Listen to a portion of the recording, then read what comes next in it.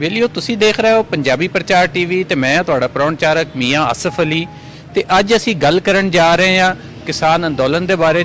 ਕਿਸਾਨ ਧਰਨਾ ਜਿਹੜਾ ਇੰਡੀਆ ਦੇ ਵਿੱਚ ਜਾਰੀ ਆ, ਦਿੱਲੀ 'ਚ ਜਾਰੀ ਆ, ਪੂਰੇ 1 ਸਾਲ ਤੋਂ ਜਾਰੀ ਆ, ਉਹਦੇ ਬਾਰੇ ਤੇ ਗੱਲ ਅਸੀਂ ਕਰਨੀ ਹੈ ਪਾਕਿਸਤਾਨੀ ਜਰਨਲਿਸਟਾਂ ਨਾਲ।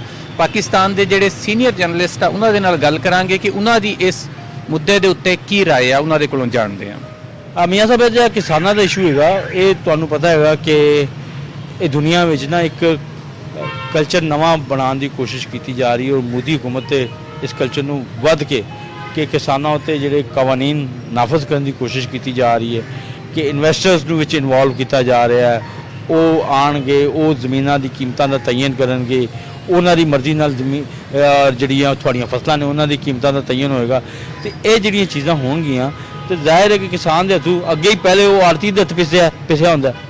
ਮੀਆਂ ਸਾਹਿਬ ਵੇਖੋ, ਸਾਨੂੰ ਵੀ ਕਾਫੀ ਦੇਰ ਹੋ ਗਈ ਹੈ ਸਹਾਫਤ ਦੇ ਵਿੱਚ, ਤੇ ਜਿਸ ਤਰ੍ਹਾਂ ਦੀ ਤਹਿਰੀਕ ਚੱਲ ਰਹੀ ਹੈ ਇੰਡੀਆ ਦੇ ਵਿੱਚ, ਕਿਸਾਨ ਜਿਸ ਤਰ੍ਹਾਂ ਇਕੱਠੇ ਹੋਏ ਨੇ, ਇਹ ਬਹੁਤ ਘੱਟ ਵੇਖਣ ਨੂੰ ਮਿਲਦਾ ਹੈ। ਤੇ ਜਿਸ ਤਰ੍ਹਾਂ ਉਹ ਹਕੂਮਤ ਤੇ ਪ੍ਰੈਸ਼ਰ ਬਣਾ ਰਹੇ ਨੇ, ਹਕੂਮਤ ਵੀ ਅੱਗੇ ਲੱਗੀ ਹੋਈ ਹੈ ਉਹਨਾਂ ਨੂੰ ਪਿੱਛੇ ਧਕੇਲਣ ਤੇ, ਲੇਕਿਨ ਉਹ ਡਟੇ ਹੋਏ ਨੇ। ਨਾ ਸਿਰਫ ਉਹ, ਉਹਨਾਂ ਦੀਆਂ ਫੈਮਲੀਆਂ ਵੀ ਉੱਥੇ ਪਹੁੰਚੀਆਂ ਹੋਈਆਂ ਨੇ। ਤੇ ਇਸ ਤਰ੍ਹਾਂ ਦੀਆਂ ਤਰੀਕਾਂ ਅਸੀਂ ਘੱਟ ਹੀ ਵੇਖੀਆਂ ਨੇ ਕਿਸੇ ਵੀ ਮੁਲਕ ਦੇ ਵਿੱਚ ਚੱਲੀਆਂ ਹੋਣ। ਹੁਣ ਤੁਸੀਂ ਵੇਖ ਲਓ ਕਿ ਉਹ ਕਿੰਨੇ ਮਹੀਨੇ ਹੋ ਗਏ ਨੇ ਉਹਨਾਂ ਨੂੰ, ਉਹ ਬੈਠੇ ਹੋਏ ਨੇ ਆਪਣੇ ਹੱਕ ਦੇ ਆਸਤੇ।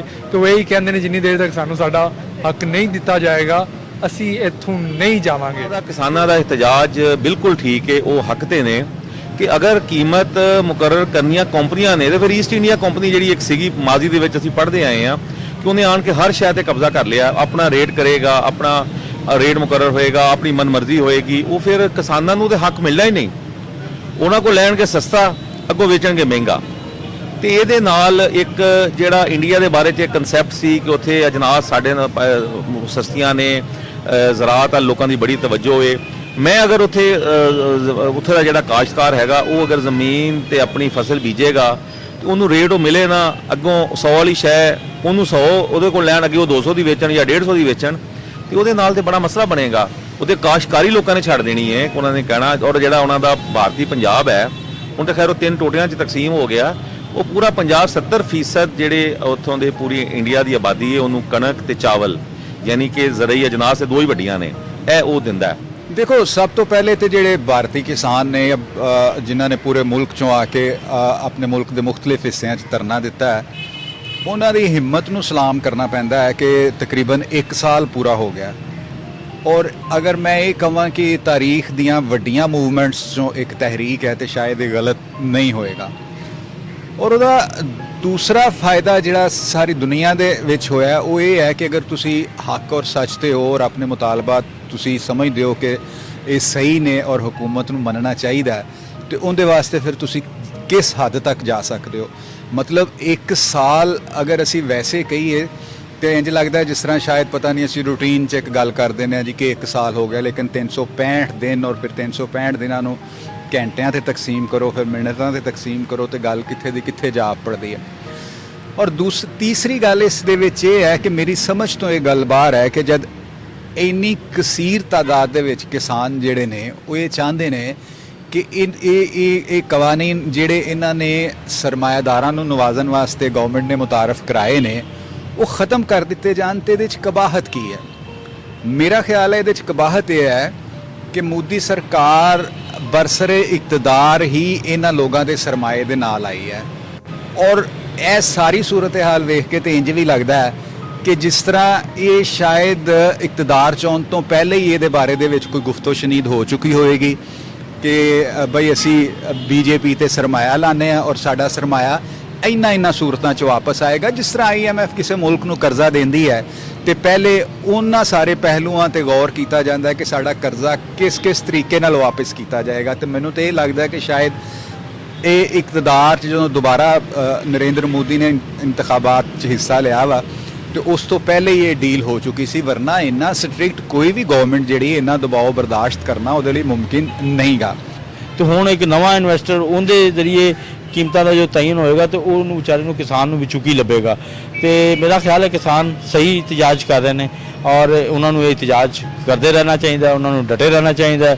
ਜਿੰਨੀ ਦੇਰ ਤੱਕ ਮੋਦੀ ਹੁਕੂਮਤ ਉਹਨਾਂ ਦੇ ਮਸਾਇਲ ਹੱਲ ਨਹੀਂ ਕਰਦੇ, ਉਹਨਾਂ ਦੇ ਨਾਲ ਜਿਹੜਾ ਉਹਨਾਂ ਦਾ ਮੁਤਾਲਬਾਤ ਉਹਨਾਂ ਨੂੰ ਪੂਰਾ ਨਹੀਂ ਕਰਦੀ ਤੇ ਦਿੱਲੀ ਵਿੱਚ ਇੱਕ ਮੇਲਾ ਲੱਗਿਆ ਹੋਇਆ, ਕਿਸਾਨ ਇਤਜਾਜ ਕਰ ਰਹੇ ਨੇ, ਚੰਗਾ, ਦੁਨੀਆ ਨੂੰ ਵੀ ਪਤਾ ਲੱਗ ਰਿਹਾ। ਇਹਦੇ ਨਾਲ ਮੈਂ ਸਮਝਣਾ ਤਰੀਕਾਂ ਵੀ ਜ਼ੋਰ ਪਕੜਦੀਆਂ ਨੇ, ਦੁਨੀਆ ਨੂੰ ਪਤਾ ਵੀ ਲੱਗੇਗਾ ਕਿ ਜਿਹੜਾ ਸਰਮਾਇਆਦਾਰਾਨਾ ਨਿਜ਼ਾਮ ਹੈ ਜਿਹਨੇ ਪੂਰੀ ਦੁਨੀਆ ਨੂੰ ਜਕੜਿਆ ਹੈ, ਜਿੰਦੀ ਵਜ੍ਹਾ ਨਾਲ ਮਹਿੰਗਾਈ ਹੁੰਦੀ, ਜਿੰਦੀ ਵਜ੍ਹਾ ਨਾਲ ਇੱਕ ਤੁਸੀਂ ਕਹਿ ਲਓ ਕਿ ਪੂਰਾ ਇੱਕ ਐਸਾ ਨਿਜ਼ਾਮ ਕਾਇਮ ਕੀਤਾ ਜਾਂਦਾ ਜਿਹਦੇ ਵਿੱਚ ਆਮ ਆਦਮੀ ਦੇ ਮਸਾਇਲ ਜਿਹੜੇ ਨੇ ਵੱਧ ਜਾਂਦੇ ਨੇ, ਘਟਦੇ ਨਹੀਂ।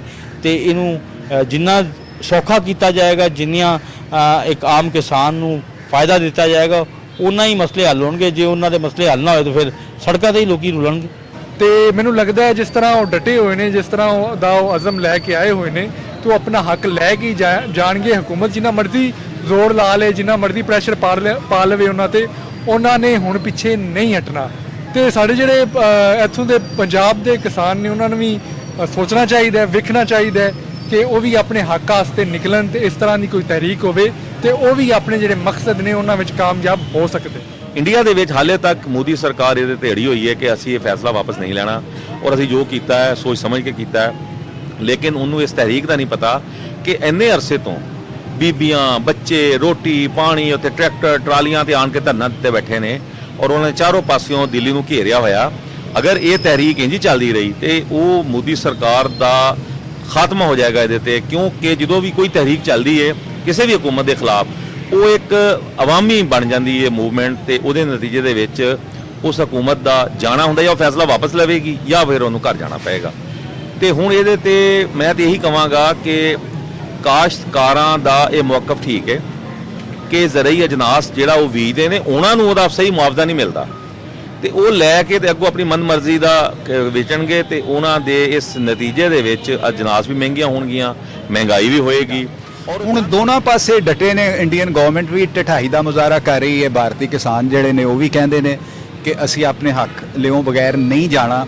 ਔਰ ਤੁਸੀਂ ਇਹ ਦੇਖੋ ਕਿ ਉਹਦੇ ਵਿੱਚ ਖਵਾਤੀਨ ਦੀ ਕਿੱਡੀ ਵੱਡੀ ਤਾਦਾਦ ਸਾਨੂੰ ਨਜ਼ਰ ਆਉਂਦੀ ਹੈ, ਜਿਹੜੀ ਆਪਣੇ ਮਰਦ ਹਜ਼ਰਾਤ ਦੇ ਨਾਲ, ਭਾਈਆਂ ਨਾਲ, ਆਪਣੇ ਸ਼ੌਹਰਾਂ ਦੇ ਨਾਲ, ਆਪਣੇ ਬੱਚਿਆਂ ਦੇ ਨਾਲ ਮੋਢੇ ਨਾਲ ਮੋਢਾ ਜੋੜ ਕੇ ਖੜੀਆਂ ਨੇ।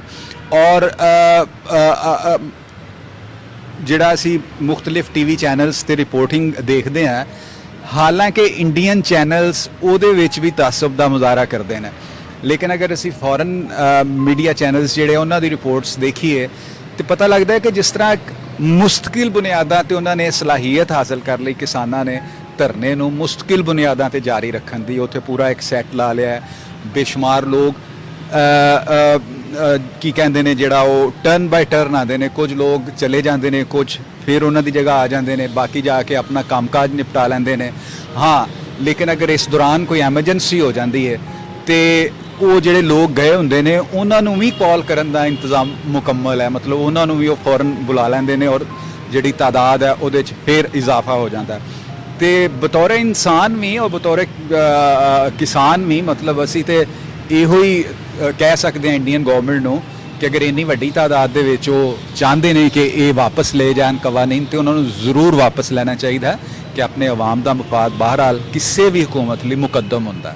ਸੁਣਿਆ ਤੁਸੀਂ, ਪਾਕਿਸਤਾਨੀ ਸਹਾਫੀ ਜਿਹੜੇ ਆ ਉਹ ਬਿਲਕੁਲ ਇਸ ਕਿਸਾਨ ਅੰਦੋਲਨ ਤੋਂ, ਕਿਸਾਨ ਧਰਨੇ ਤੇ ਬਾਰੇ 'ਚ ਮੁਕੰਮਲ ਆਗੇ ਵੀ ਰੱਖਦੇ ਆ, ਉਹਦੇ ਬਾਰੇ 'ਚ ਜਾਣਦੇ ਵੀ ਆ, ਉਹਦੀਆਂ ਤਫਸੀਲਾਤ ਦਾ ਵੀ ਇਹਨਾਂ ਨੂੰ ਪਤਾ ਵਾ, ਤੇ ਨਾਲ ਹੀ ਨਾਲ ਉਹ ਇਸ ਧਰਨੇ ਦੇ ਨਾਲ ਹਮਦਰਦੀ ਵੀ ਰੱਖਦੇ ਆ। ਉਹਨਾਂ ਦੀ ਵੀ ਖਾਹਿਸ਼ ਇਹੀ ਹੈ ਕਿ ਕਿਸਾਨਾਂ ਦੇ ਜਿਹੜੇ ਮੁਤਾਲਬਾਤ ਆ ਮੰਨੇ ਜਾਣ, ਤੇ ਇੰਡੀਅਨ ਹਕੂਮਤ ਜਿਹੜੀ ਆ ਖਾਮਖਾਹ ਦੇ ਵਿੱਚ ਇਹ ਕੰਮ ਨਾ ਕਰੇ, ਕਿਉਂਕਿ 1 ਸਾਲ ਗੁਜ਼ਰ ਗਿਆ, ਐਡੀ ਲੰਮੀ ਤਹਿਰੀਕ ਹੋ ਚੁੱਕੀ ਹੈ, ਕਿਸਾਨ ਪਿੱਛੇ ਨਹੀਂ ਹਟੇ ਤੇ ਨਾ ਹੀ ਉਹਨਾਂ ਨੇ ਅੱਗੇ ਹਟਣਾ ਵਾ। ਇਸ ਲਈ ਮੋਦੀ ਸਰਕਾਰ ਜਿਹੜੀ ਹੈ ਕਿਸਾਨਾਂ ਦੇ ਮੁਤਾਲਬਾਤ ਮੰਨ ਲਵੇ ਤਾਂ ਹੀ ਬਿਹਤਰ ਹੈ।